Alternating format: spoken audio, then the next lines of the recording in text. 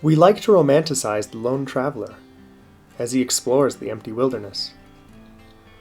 Sure, there's a lot of times I spend alone, but most often I'm with someone else. For safety and the company, it's nice to have a hand with the endless challenge that is adventure. Over the past year, I've met dozens of dual sport riders from every walk of life. And from what I've seen, I can say that the culture breaks down into two types of riders. There are adventurers, and there are motards. I admit, this isn't a clear distinction. Like most things, riders exist on a spectrum. However, along this range, two clusters exist. The difference is mostly in their approach to the sport. Motards enjoy feats of skill, challenging their abilities in terms of balance, dexterity, and reaction time. They ride for the adrenaline, often stunting and racing their bikes, doing wheelies, stoppies, and other tricks. They love to compete and improve themselves through practice, repeating the course over and over until they get it perfect. Adventurers, on the other hand, enjoy feats of will, challenging their endurance, intention, and critical thinking skills. They ride for the satisfaction of solving problems, the accomplishment of discovery over a long, complex task. They prefer smaller groups. Pairs are common, since those scenarios are far more intimate. The truth is, adventurers want to feel connected wherever they go. Adventurers are novelty seekers. They rarely visit the same trail twice, preferring new challenges to getting better at old ones. They say you can know a man by his tools, and dual sport riders are no exception.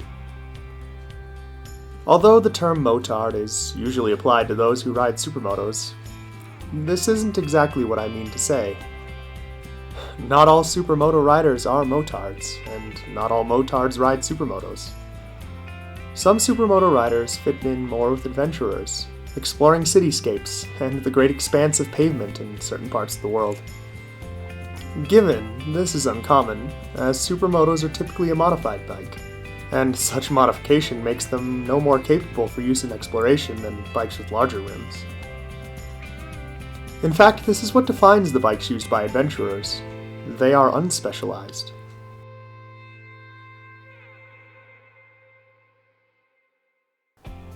When a motard chooses their bike, they choose the best tool for the job, something stripped down, sleek, and powerful. KTMs, Husqvarnas, race bikes, plated enduros, anything capable of awesome stunts, spectacular machines, outperforming anything on or off pavement. Compared to such elegant devices, an adventurer's bike is a brick. They're heavy, unimpressive beasts, from an age-long past. These bikes require a lot of coaxing to perform the tricks of their kin. But that's not what they're made for. Their trick takes much longer to show its face. Over hundreds of miles without needing to refuel, thousands without changing the oil, tens of thousands before fixing the engine. They wreck and get back up, they'll limp home with broken parts. They'll take anything you throw at them and survive it. Motard bikes, by comparison, are glass cannons. The real difference comes down to a simple choice. Adventurers choose utility over performance. Their bikes are covered in gadgets, farkles and functional upgrades, anything that might make the bike more useful over a wider range of circumstance. Motards strip anything they can from their bike, all the little upgrades their bikes couldn't power. There's no need anyways. They take their bikes out for known challenges, when the weather is stable, and they can perform at their optimum. Adventurers are afforded few knowns with their rides. Even on day trips, the weather at the tops of mountains is far different than the land below. Hundreds of miles might see them on every sort of terrain. The challenges are never difficult in themselves. But dealing with the unknown is a challenge in itself. As an adventurer myself, my bike has been set up for every possible scenario I can imagine. It is unimpressive to many, and the expense of the combined upgrades makes for puzzled comments as to why I didn't upgrade to something better. Referring, of course, to a performance-tuned race bike. The truth is, the best bike for each person depends on many factors.